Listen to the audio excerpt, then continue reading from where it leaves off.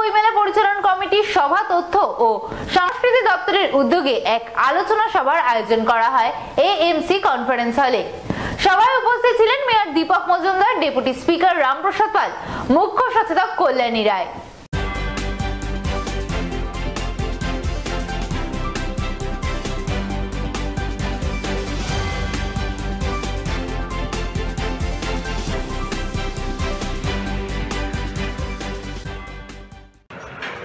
এবং বিশিষ্ট আইনজীবী, আমাদের রাজ্য সরকারের বিভিন্ন চেয়ারম্যানগণ, বিভিন্ন গুণীজনেরা শহরে এই রাজ্যে এবং বিভিন্ন রাজ্য সরকারের বিভিন্ন দপ্তরের আধিকারিকরা উপস্থিত ছিলেন।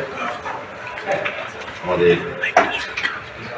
পাটেল অ্যাডভাইজারি কমিটির ভাইস চেয়ারম্যান সুব্রতবাবু সহ প্রত্যেকে আজকে আমরা এই আলোচনা সভা অংশগ্রহণ করেছি। বিষয়টি হচ্ছে আগামী 21শে ফেব্রুয়ারি আমাদের রাজ্যে আগরতলা বইমেলা 42তম শুরু হচ্ছে। সেটাকে সামনে রেখে কতটা প্রস্তুতি নেওয়া হয়েছে এবং কী কী করণীয়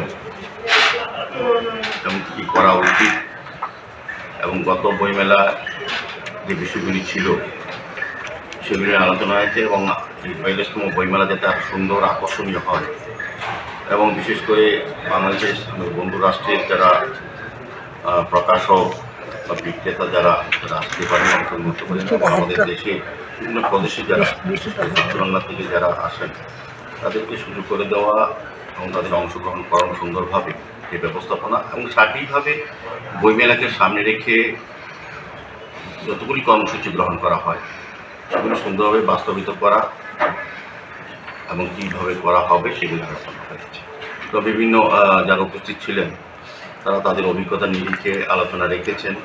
তার সর্বসম্মতিক্রমে সকলের সুচিন্তিত মতামতের মাধ্যমে কিছু কিছু সিদ্ধান্ত গ্রহণ করা হয়েছে। তো আপনারা অবহিত আছেন, গত 30শে ডিসেম্বর মাননীয় মুখ্যমন্ত্রী প্রফেসর ডক্টর মানিক সাহার পৌরোহিত্যে আমাদের একটা অর্গানাইজিং কমিটি গঠন করা হয়েছে, এবং পরবর্তী সময় আগরতলা পৌর নিগমের মেয়রকে চেয়ারম্যান করে স্টিয়ারিং কমিটি করা হয়েছে এবং 8টি সাব কমিটি করা হয়েছে মেলাকে সুন্দরভাবে পরিচালনা করার জন্য। সার্বিকভাবে সমস্ত বিষয় আজকে তুলে ধরা হয়েছে এবং আলোচনা করা হয়েছে।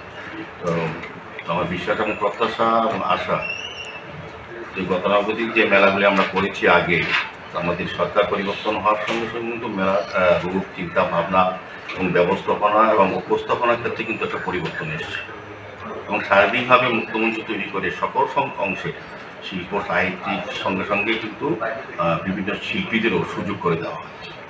তো সার্বিকভাবে আমি বলবো এই বইমেলাটা একটা মিলন মেলা, আমাদের সরকারের চিন্তা ভাবনা এবং বইমেলা স্টিয়ারিং কমিটির যে মানুষের মতামত সেটা এক জায়গাতেই আছে। আমি তার সফলতা কামনা করি, এবং যারা আজকে